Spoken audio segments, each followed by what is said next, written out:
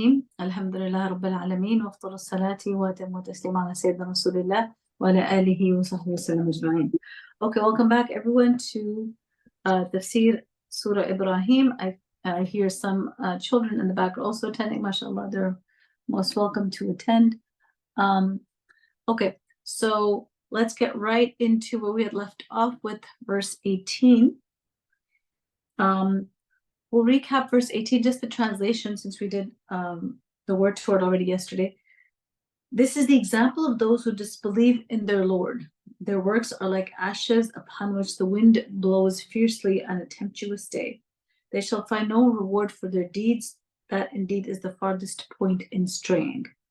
Okay, and now we're going to continue. We'll start with verse 19. Alam, don't you, tara, see. This is addressed to the Prophet ﷺ, but all of us are obviously addressed, right? In the sense that we're asked to also see and ponder.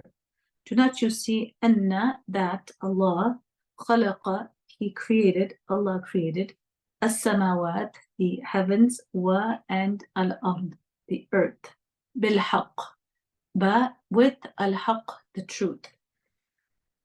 If yasha, He wanted, if He willed, yudhibakum, He would remove you, yudhib, remove, kum, all of you, wa, and ya'ti, bring forth, be, with khalqin, creation, jadid, new, and bring forth a new creation. Number 19. Do you not see that Allah created the heavens and the earth in truth? Were He to will, He could take you away and bring a new creation. And it makes sense to read verse 20 with this. Wa, and ma, not dhalika, that, ala, upon Allah, be, with aziz, difficult. That is not at all difficult for Allah. Yani, to get rid of you and bring forth a new creation, this is something that's not at all difficult for Allah subhanahu wa ta'ala. So the reason I had started by recapping verse 18 is to remind us what happens when you are engaging, when a person is engaging in the heinous act of kufr, right? Well, they're denying the truth, and they're denying something that even the heavens and the earth were built upon. What does it mean for the heavens and the earth to be built upon the truth? To be built upon the structure, the form, the proportion, the ingredients, the components that they were supposed to be built upon. There is nothing off in the calculation or the creation. They are as they should be, according to the will of Allah subhanahu wa ta'ala. But the kuffar, when they deny and reject and ridicule, they are not as they should be. They are not as they should be in accordance with their fitrah, the way they were created to worship Allah subhanahu wa ta'ala, the way the human heart was meant to love Allah subhanahu wa ta'ala. So they're actually in contrast, in contradiction to the heavens and earth themselves, which were created with the truth. And because of their denial that the heavens and the earth have been created purposefully with iman carrying weight. Okay, what does that mean? The heavens and the earth were created with the truth, and a believer who is in sync with their fitrah and accepts the truth when it is presented and lives upon the truth by practicing their iman practically, they have weight.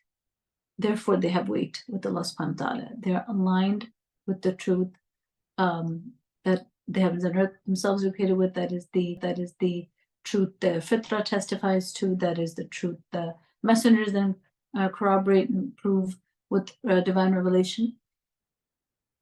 So they will have weight with Allah subhanahu wa ta'ala. The truth has weight. And contrast that to the state of the disbelievers we read about yesterday, is that essentially they will have no weight, as their actions are wasted like scattered ashes by the wind.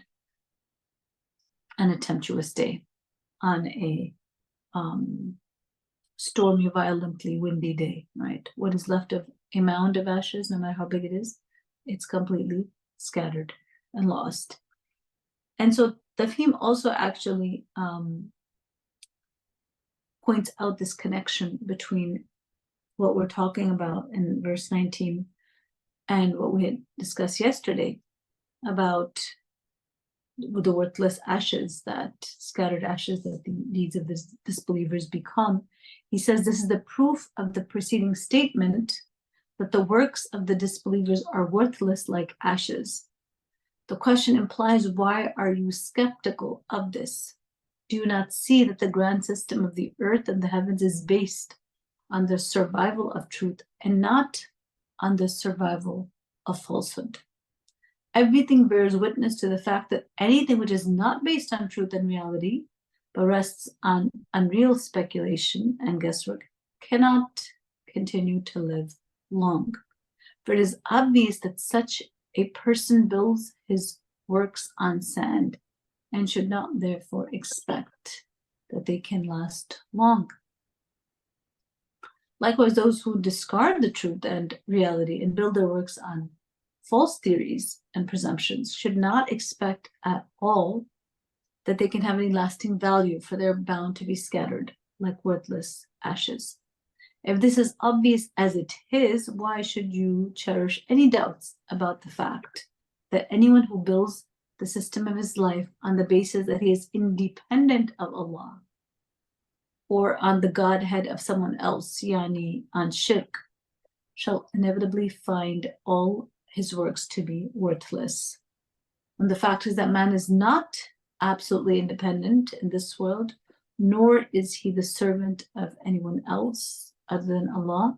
Why should you not expect that anyone who builds his works on falsehood shall find them to be worthless? So that is, quite lengthy, but it really drives home the point. You can't act out of sync with the truth and expect lasting results that benefit you in the akhirah and that count in the next world. Because if you didn't act in a way that counts with Allah subhanahu wa ta'ala, you will not count with Allah subhanahu wa ta'ala in the next world. And let's take a look at Ibn Kathir's insights on verse 19. أَلَمْ تَرَ أَنَّ اللَّهَ خَلَقَ السَّمَاوَاتِ وَالْأَرْضَ بِالْحَقِّ. Do you not see that Allah created the heavens and the earth in truth? Excuse me. Allah affirms his ability, he says, to resurrect the bodies on the day of resurrection, stating that he has created the heavens and earth, which are stronger than the creation of man. Is not he who is able to create the heavens high, wide, and strongly built, which include in them the planets and stars and the various heavenly body objects and clear signs? Is not he who created this earth with all that it contains of land, valleys, mountains, deserts, green fields, barren lands, seas, and various shapes, benefits, species, and colors of trees, plants, and animals? Do you not see that Allah, who created the heavens and the earth and was not wearied by their creation, is able to give life to the dead? Yes. إِنَّهُ عَلَى كُلِّ شَيْءٍ قَدِيرٌ, right? So these verses I just recited from chapter 46, verse 33, again, is tafsir of the Quran by the Quran, right? For this verse 19 that we are doing right now. And ask the same question. Do they not see that Allah created the heavens and the earth and was not wearied by their creation, didn't get tired by their creation?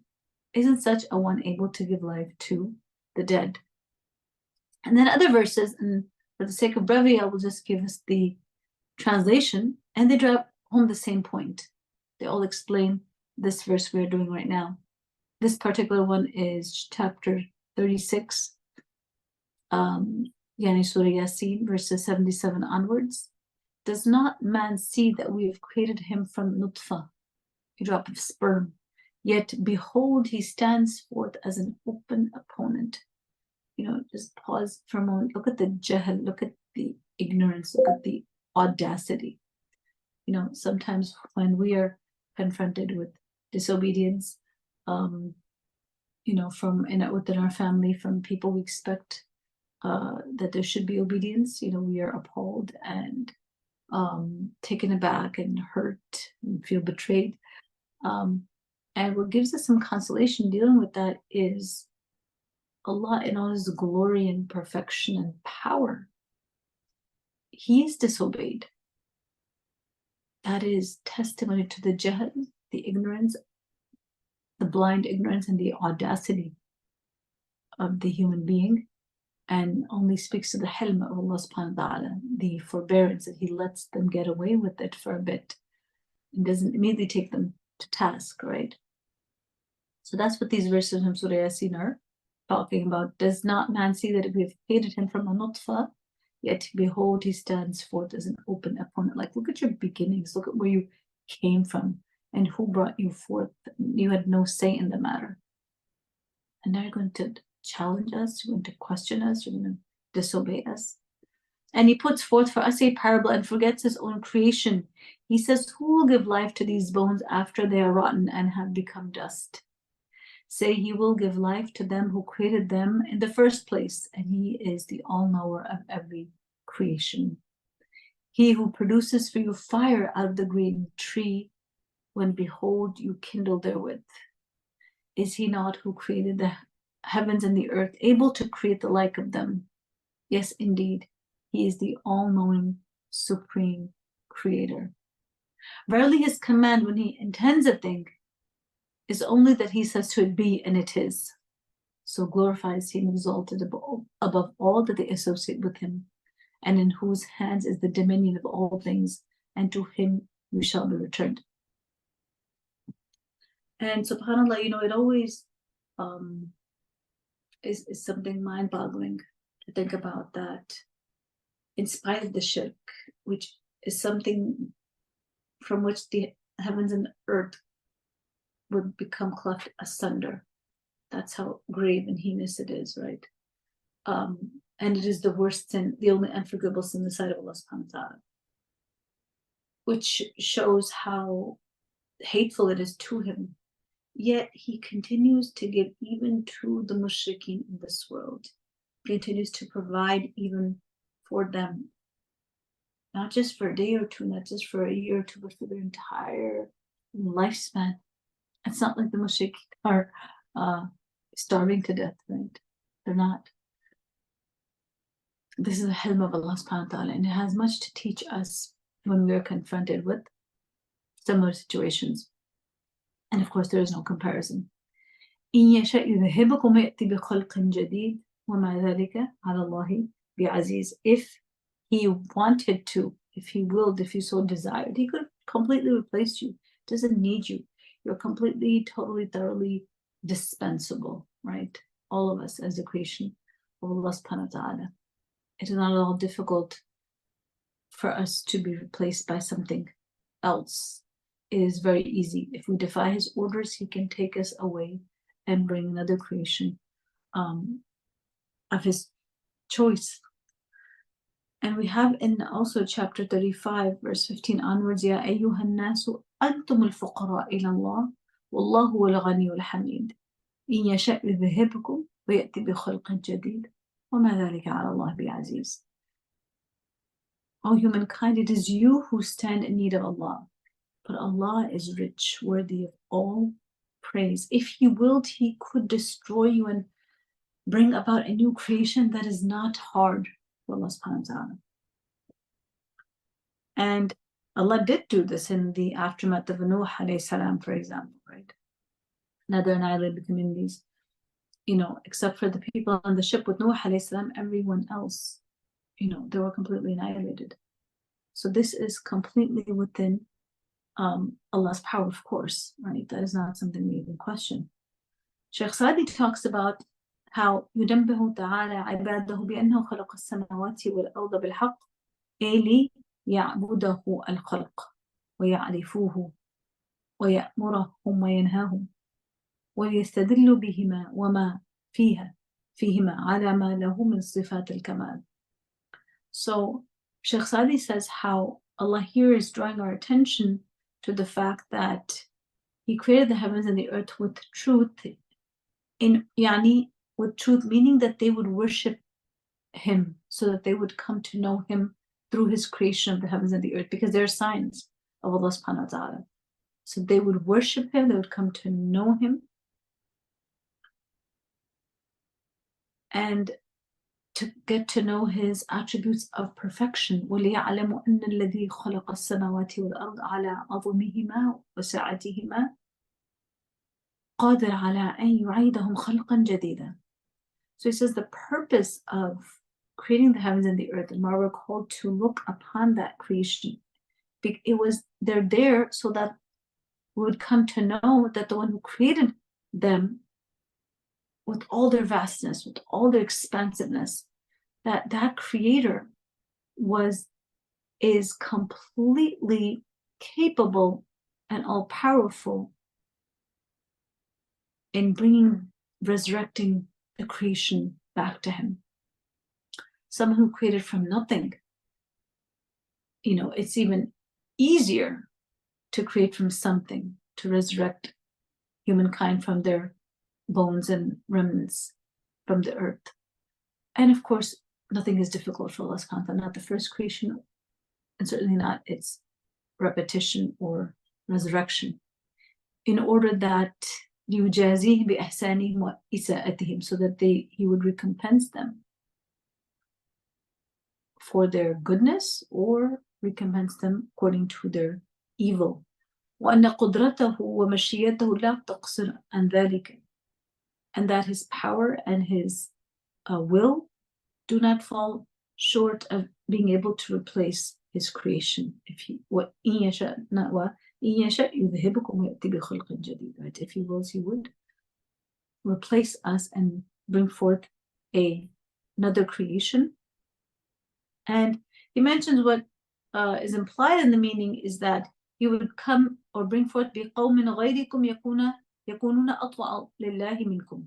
They would bring forth a nation that would be more obedient than you, right? Imam al-Qurtubi in his Tafsir also says something similar, right? And to finish off Sheikh Sadi's point on this, he says another implication, another meaning that may be contained within is إِن يَشَاء يُفْنِيَكُمْ ثُمَّ يُعِيدَكُمْ بِالْبَعْثِ خَلْقًا جَدِيدًا. The other meaning of this, he says, is not just that he can bring forth another creation, but he would annihilate you and then repeat your creation, yani resurrect you, but into a new type of creation, right? And this is related to what's going to actually happen on Yawm al-Qiyamah, where we will be brought forth as ourselves, yet not as ourselves, in the sense that we will be a new creation. Because if we were to be brought forth in the same type of physical limitations that we have as human beings, we would not be able to survive Yawm al-Qiyamah, right? Not be able to physically survive it with the current body constitution and its limitations, which decimates under duress and hunger and thirst. So we're going to be brought forth as ourselves in terms of our deeds, and from our graves or from whichever part of the earth our remnants will disintegrate into or become one with. And that itself is just an amazing thought, to think that the person I am today, who showers and wears new clothes and is concerned about having a certain appearance and applies lotion and other fine teas, is one day going to become buried under 6 feet of dirt and become one with it after the disintegration of the bones and the flesh. And it's a very humbling reality, right? We tend to act like death is far away, yet nothing is guaranteed in life except death, without knowing how soon it will be or how much it will be delayed. Imam al-Qurtubi says about these verses, إِن يَشَأْ يُذْهِبْكُمْ أَيُّهَا النَّاسُ أَيُّهُ قَادِرَ عَلَى الْإِفْنَاءِ كَمَا قَدَرَ عَلَى إِيجَادِ. So it's the same point, just he says in a very eloquent way about If he wants, he can replace you, O people. Yani he has the power upon the annihilation of you, just like he had the power over the ijad, or the bring into existence of you. على إيجاد الأشياء فلا تعصوه فإنكم إن عصيتموه يذهبكم يأتي بخلق جديد أفضل وأطوع منكم إذ لو كانوا مثل الأولين فلا فائدة في الإبدال. So he says something again very insightful. He says that, you know, since he can do this, you should not, therefore you should not disobey him. And if you disobey him, then you'll become replaced with those that are better than you and more obedient than you. Because if the implication here was not to be replaced by more obedient and better, then what would be the fa'idah, or the benefit in, you know, the replacement at all, right? And of course, Allah subhanahu wa ta'ala does not do anything without benefit or wisdom. So the implication is there, it's valid. Okay, let's look at verse 20. Well, we actually did verse 20 in terms of the word to word.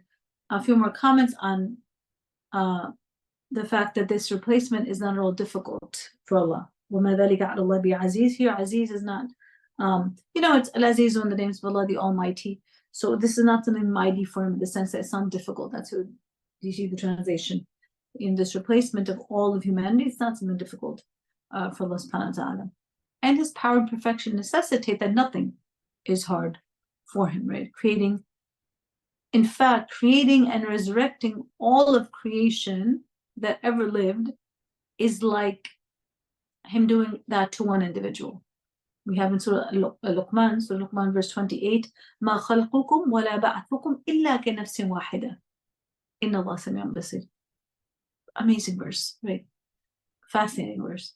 That your creation and your resurrection is not, yani, for Allah, except like one nafs, one soul. It's like he's, you know, doing it for all of these trillions and beyond that we cannot, you know, calculate how many people have come and gone from this world, and, you know, put the jinns in there as well. It's like one soul for Allah subhanahu wa ta'ala, you know, that just speaks to his infinite power, which we cannot grasp. Tafsir mentions how this is by way of admonition that follows immediately the proof of the statement in the preceding verse. So what does that mean? This removes any doubt that might arise concerning the statement of replacing the creation of Allah's wills. One might question it, if the creation is really based on the survival of truth, why is it that every follower of falsehood and every wrongdoer is not destroyed forward, right? So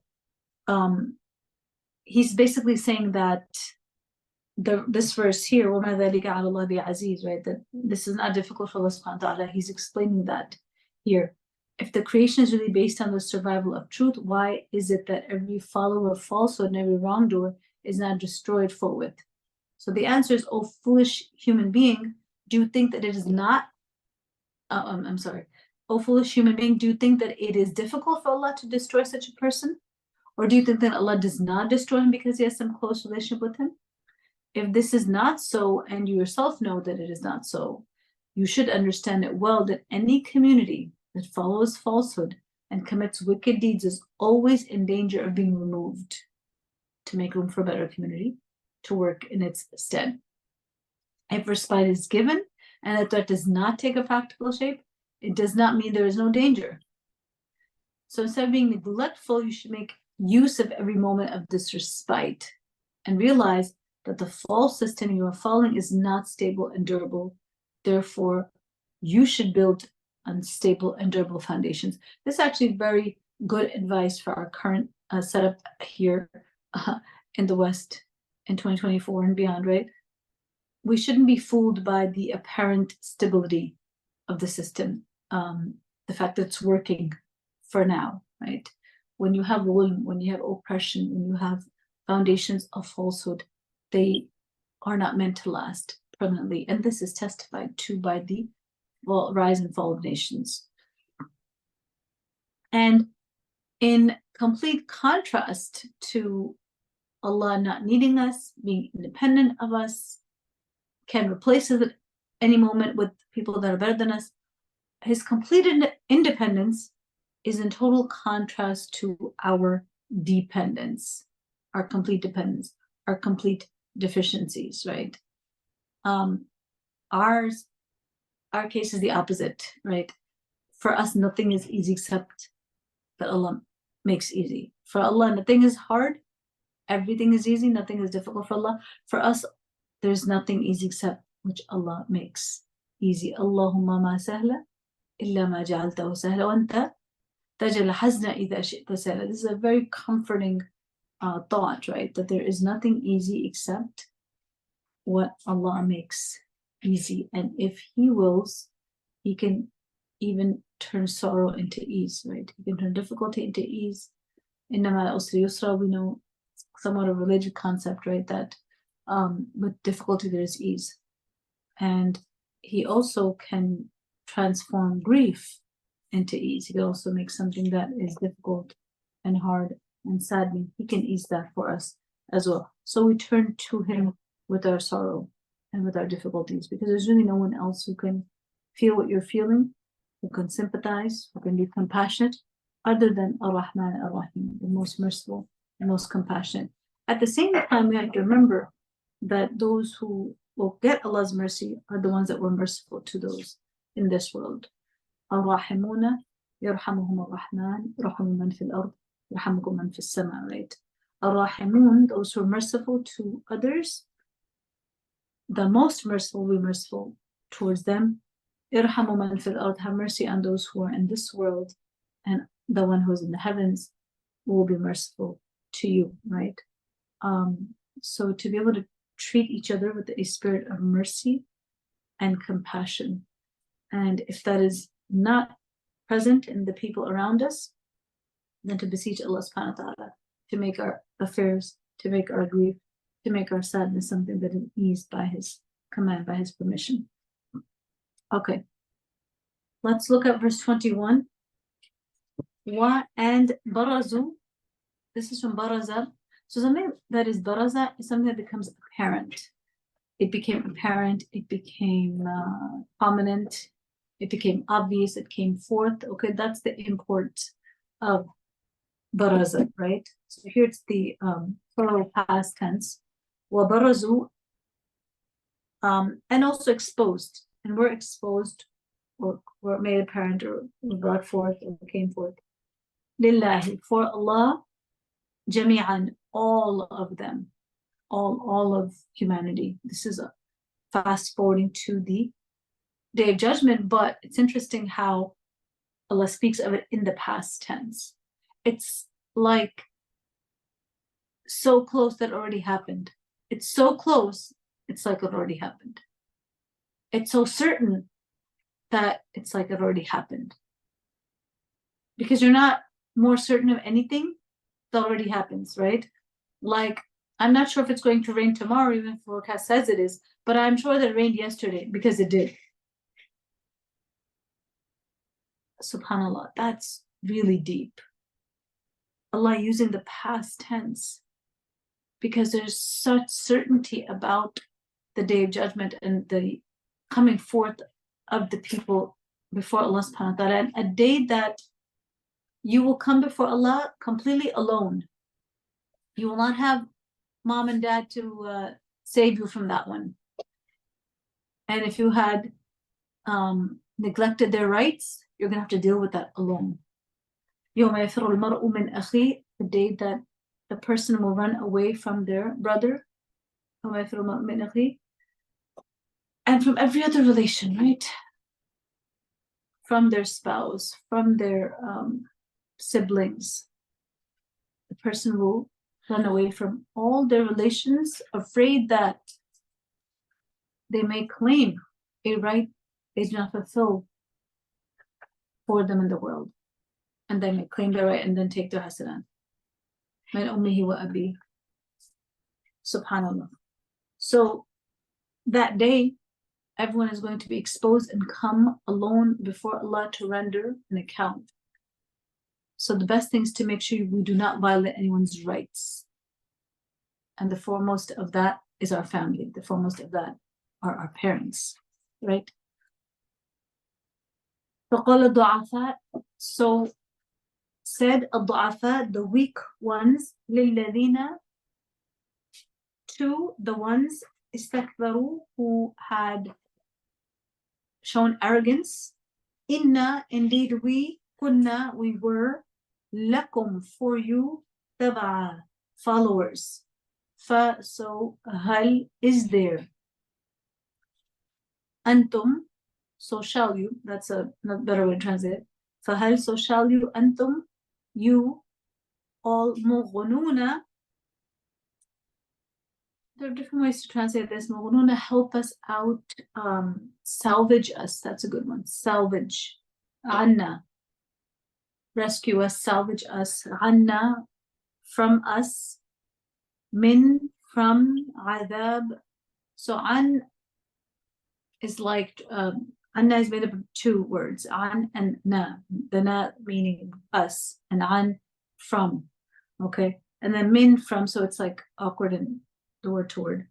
Adhabillah, punishment of Allah. Min shay, literally min, anything, yani from anything, yani at all. Is there any way you can help us out a little bit even from Allah's punishment? Qalu, they said, Lo, had we, hadana, if we, hadana, had been guided, Allah, yani if Allah had guided us, la hadaynakum, la, surely hadayna would have guided kum, you, right? They said, had Allah guided us, we would, certainly have guided you.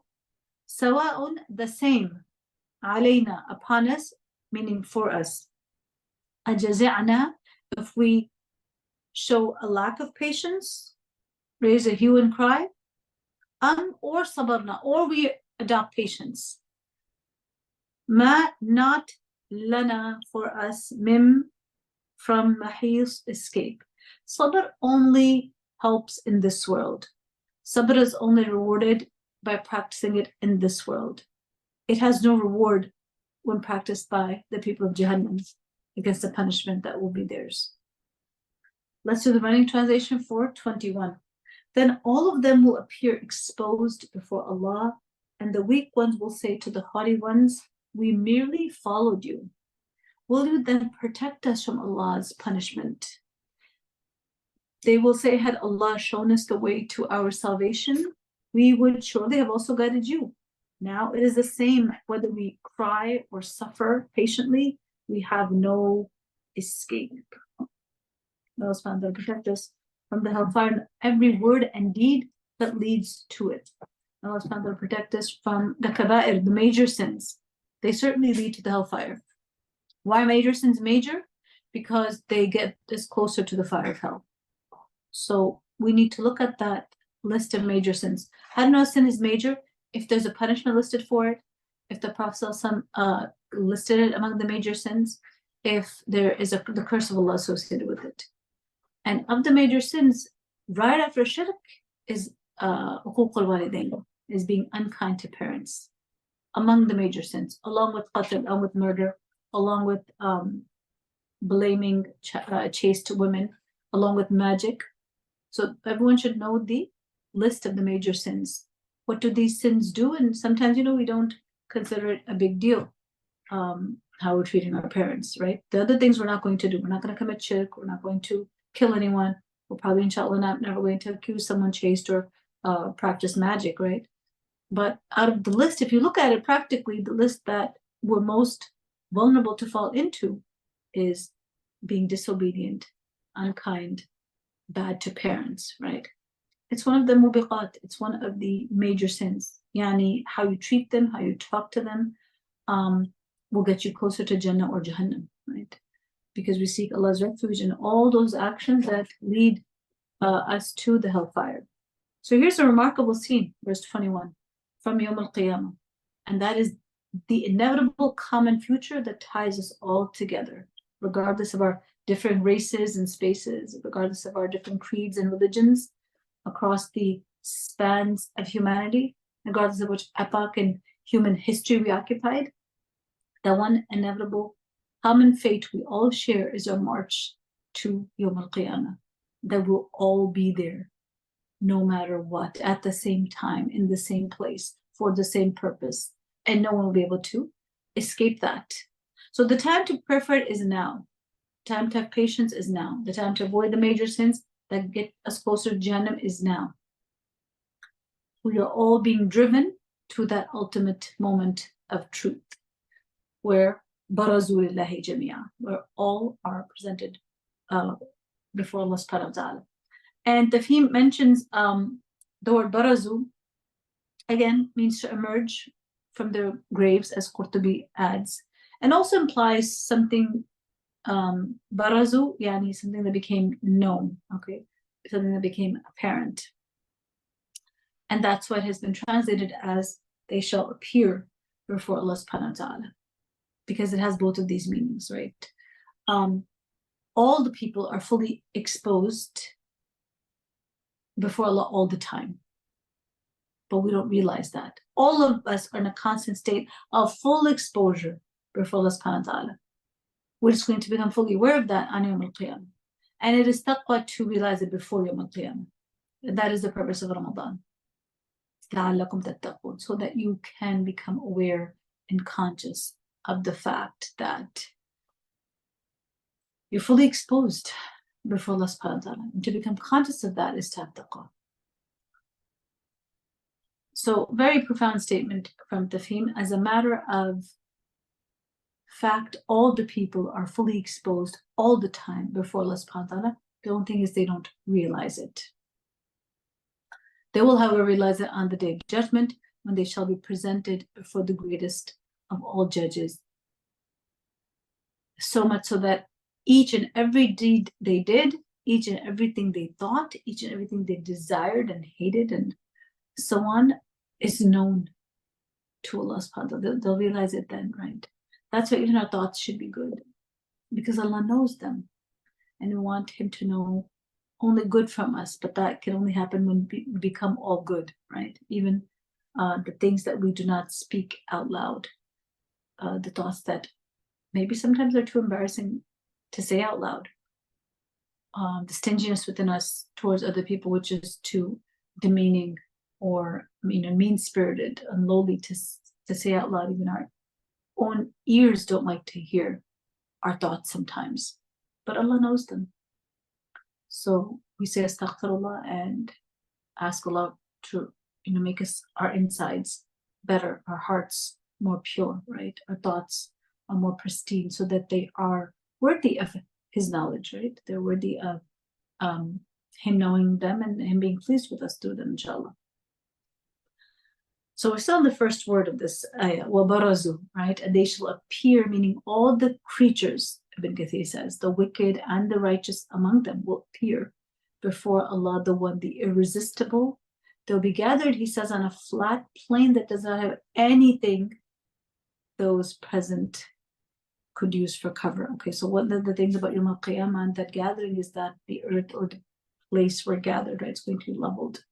No more mountains. Remember, the mountains become dust. Nothing remains of coverage. So it's full exposure. So barazu is the perfect word, of course, right? And Allah uses perfect words when there are synonyms for the word. He chooses the best, most accurate word for that verse, for that description. Imam al-Qurtubi rahimahullah ta'ala, he actually connects this verse about them being exposed for Allah, all of them. He actually connects this to verse 15 that we had done the other day. And I'll just read the translation of 15 to remind us. وَاسْتَفْتَحُوا, let me just read the Arabic. وَاسْتَفْتَحُوا وَخَابَ كُلُّ جَبَّارٍ عَنِيدٍ, right? It's a very short verse. They sought our judgment, and thanks to that judgment, every obstinate tyrant opposed to the truth was brought to grief, right? So we've covered this already. He says that, Imam al-Qurtubi in his tafsir, he says that when they sought judgment from Allah between themselves and the messengers, وَاتصل هذا بقوله وَخَابَ كُلُّ جَبَّارٍ عَنِيدٍ أي وقاربوا لما استفتحوا فأهلكوا ثم بعثوا للحساب فبرزوا لله جميعا لا يسترهم عنه ساتر, right? So when they asked for that judgment in the world, they actually got closer to this fate that is being described here in verse 21. They actually got closer to this fate of theirs, right? When they are resurrected for the hisab, when they are exposed before Allah subhanahu wa ta'ala, and there is nothing to cover them. Lillahi, for Allah's command. That will now be dispensed, dictated, declared, will pass against them by their coming before him. And then what happens after that? فَقَالَ الضُّعَفَاء, the du'afa, the weak ones, then they say something. Okay, so we're about to hear a complaint, or not a complaint, but an appeal, right? An appeal, a desperate call for help by the du'afa, which is plural of da'if, which is a weak person. So du'afa are weak individuals, and one of the tafsirs I was listening to actually said that weak with regards to their intellect, weak with regards to their knowledge, weak with regards to their wealth, yani they had no social standing. And since they had no intellect and knowledge, they had no independent thinking. So these are like those really weak-minded, feeble-minded people who can't think for themselves and just kind of follow the trend or whatever the powerful, rich, elitist movers and shakers of their times are saying and doing. They can just get on that bandwagon, right? Basically. And they had blindly just followed the more powerful among them, and that had led to them being led astray. So they're going to use their following as grounds for now seeking their help. We used to follow you. Can you help us out at all? We're loyal to you. We trusted you. We did what you said, what you presented, we accepted. Can you relieve us even just a little bit from Allah's punishment? Can you avail us at all against Allah's torment? We just don't want Allah's punishment to strike us. You used to make promises to us and we used to follow you. Is there anything you can do for us now? And Qurtubi says how أغنى عنه إذا دفع عنه الأذى وأغناه إذا أوصل إليه النفع, which means that this word in the Arabic, if you look at your Musaf, قال أنتم مغنون. مغنون relate to the same word that أغنى comes from. And أغنى is when you are able to remove some type of harm from an individual or allow some type of benefit to reach them, bring some benefit to them. So like, can you do anything at all, right? Can you take away any type of harm? Can you bring about any type of benefit for us in the least? But what is the response? قالوا, they said, لو هدانا الله لهديناكم. If we had been guided, we would have guided you. We know they will admit their own total lack of guidance. Had we been upon the truth, we would have brought you to it as well. So the lesson for us here, subhanAllah, and the scene is already exposed to us as well, right? So not only are the people exposed before Allah subhanahu wa ta'ala, but the reality of blind following is exposed to us. The lesson here is we should not be deceived by the rich and the powerful. We should not be deceived by the movers and shakers and celebrities, right? Who enjoy leadership, right? The popular people who enjoy leadership, who have this elitist status in society, who happen to hold the reins of power and influence.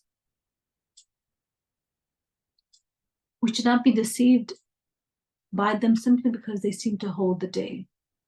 They simply seem to carry the day. It's only the day, right? It's not forever. It's certainly not the day of judgment that they will have any sway in at all. And so Maududi mentions how this is to serve as a warning to all those people who follow others blindly or obey and submit to tyrants because they say we are weak. They're warned as if to say, you should note it well that those leaders, saints, officers, rulers, we are blindly following. Today we can add to that, celebrities and people that are popular and pop culture, and now we have influencers, right? YouTubers, we can add that to the list. All those people whom you are following blindly today will not be able to protect you at all from the punishment of Allah subhanahu wa ta'ala. Therefore, you should consider it well today, where such people whom you are following or obeying are themselves going and where they are leading you. Don't be a blind follower. There is no sanction for blind following in Islam. We are all required to use our mind, to use our intellect, to ask for evidence, to follow clear proofs and guidance, and never to be a blind follower. And look at the danger that Allah has exposed to us for what the result of blind following will be on Yawm al-Qiyamah, right? They will all be in the same lot of hell. So today we need to not be misled into thinking that someone's power and great influence or wealth or status is a proof of their correctness of path or correctness of lifestyle. For Fir'aun, perhaps he held more power than anyone else. He had so much sway over the people, physically and mentally and intellectually. Remember, they're very feeble-minded. They kind of just went along. And that has not changed in societies even today. And so he brought those who followed him into complete ruin. We see this in verse 98. Surah Hud, verse 98, about Fir'aun, يَقْتُمُ قَوْمَهُ يَوْمَ الْقِيَامَةِ فَأَوْرَدَهُمُ النَّارِ وَبِئْسَ الْوِرْدُ الْمَوْرُودُ, right? That he will lead them, his nation, he will lead his nation on the day of judgment, and he will take them into the fire. So the consequences for following misguided leadership are colossal, unbearable in the next world, right? And of course, they have their negatives in dunya as well. And Al-Tabari, rahimahullah ta'ala, he mentions with regards to this, that that Fir'aun will be the one leading his people into the fire until they all are ablaze altogether in it. These guides to hell and evil will themselves realize that there is no use at that point in raising a hue and cry. There'll be no benefit from crying about their fate or enduring it with sabr and resignation, because there's going to be no way out. سواء علينا أجزعنا. جزعنا, the opposite of sabr. While sabr is restraint, jaza'na is a lack of restraint, a loss of restraint, just going wild, just letting it all out, just, completely unrestrained, emotional unleashing, right? But it's not going to make a difference, and they realize this, right? The leaders are saying to the weaker ones that used to follow them that it's the same whether we raise a hue and cry and, go all unrestrainedly express our grief, or if we have patience, it is the same malana min mahis, because there is no mahis, right? There's no place to hide. There is no, mahis is that is related to the meanings that refer to a difficulty, and that type of difficulty from which there is no way out, that type of difficulty from which it is impossible to get out. So, they're resigning themselves to their fate, that it makes no difference to us whether we rage or bear these torments with patience. There is no refuge. There is no mahis. There is no place to escape to, regardless of how we deal with it, right? Just like, today, there is no escape for our brothers and sisters in Rafah and Palestine. There is no refuge for them. There is no place to go. They are, at the southernmost tip. There is no place to run or to hide. And the oppressors are coming after them, even there, quite soon. It seems like they're going to go into Rafah as well. So al-jaza'u min jinsil amal, right? That the recompense is according to the type of deed you put forth for yourself. There will be no mahis, no place of escape for those that have deserved and earned eternal punishment. ما لنا وجه نتباعد به عن النار. That, and Qurtubi mentions, what they mean to say here is that there is no way for us to be able to distance ourselves from the fire. No way out, right? And Ibn Kathir says how it appears that this conversation between the leaders that were the misguided leaders that were followed and the weak followers, that this conversation between them will occur in the fire after they enter it. And you have further evidence of this position, like chapter 40, verse 47 onwards, with يتحاجون في النار فيقول الضعفاء للذين استكبروا إنا كنا لكم تبعا هل أنتم مغنون عنا نصيبا من النار. And when they will dispute in the fire, the weak will say to those who are arrogant, verily we followed you, can you then take us from us some portion of the fire? And those who are arrogant will say, we are all together in this fire. Allah has judged between his servants. So there is evidence that this conversation will occur after entering into the fire of hell. You also have this in Surah Al-Araf, which we have covered, so you may remember. قَالَ ادْخُلُوا فِي أُمَمٍ قَدْ خَلَتْ مِنْ قَبْلِكُم مِنَ الْجِنِّ وَالْإِنسِ فِي النَّارِ. Allah will say, enter you in the company of nations who passed away before you, of men and jinn, into the fire. كُلَّمَا دَخَلَتْ أُمَّةٌ لَعَنَتْ أُخْتَهَا. Every time a new nation enters, it curses its sister nation that went before it. حَتَّى إِذَا ادَّارَكُوا فِيهَا جَمِيعًا. Until they will be gathered all together in the fire. قَالَتْ أُخْرَاهُمْ لِأُولَاهُمْ. The last of them will say to the first of them, رَبَّنَا هَؤُلَاءِ أَضَلُّونَ فَآتِهِمْ عَذَابًا ضِعْفًا مِنَ النَّارِ. Our Lord, these misled us, so give them a double torment of the fire. قَالَ لِكُلٍّ ضِعْفٌ وَلَكِنْ لَا تَعْلَمُونَ. He will say, for each one there is double torment, but you know not. وَقَالَتْ أُولَاهُمْ لِأُخْرَاهُمْ فَمَا كَانَ لَكُمْ عَلَيْنَا مِنْ فَضْلٍ فَذُوقُوا الْعَذَابَ بِمَا كُنْتُمْ تَكْسِبُونَ. The first of them will say to the last of them, you are not better than us, so taste the torment for what you used to earn. And a really good point one of the Mufassirin was making about this is that practically when times get tough, when the going gets tough, sometimes even your own friends desert you, right? Even in this world. They don't want to do anything with you. If you're in some kind of trouble, they don't want to have anything to do with you. They just want to turn the other way. And if someone asks about you, they don't know you. And what about the akhirah? People who know they are totally destined for hell. No one's going to not just not be able to help each other, they will not want to help each other. They will not want to have anything to do with each other, right?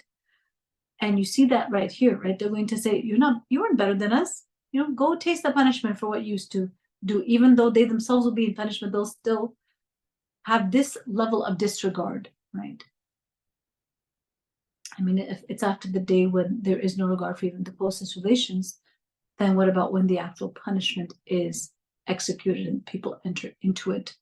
There will be no, can you help me out a little bit with this torment now that I'm in because of you? No help whatsoever. We seek Allah subhanahu wa ta'ala's refuge from the fire of hell and from every word and deed that brings us closer to it. We ask Allah subhanahu wa ta'ala to grant us tawfiq, especially as now, before we meet again on Monday, we will have entered already into the last 10 nights, which begin, inshallah, this Saturday will be the night of the 21st, the first odd night. So we ask Allah subhanahu wa ta'ala to grant us the ability, the tawfiq, to exert ourselves in ways that are pleasing to Him, that He give us the energy and the ability to do so in a sustainable way. And we emerge, inshallah, emerge from these days, and He is well pleased with us. So inshallah, we conclude, and we will see you not tomorrow, but on Monday, inshallah. Subhanaka Allahumma wa bihamdika, la ilaha illa anta, نستغفرك ونتوب إليك. السلام عليكم ورحمة الله وبركاته.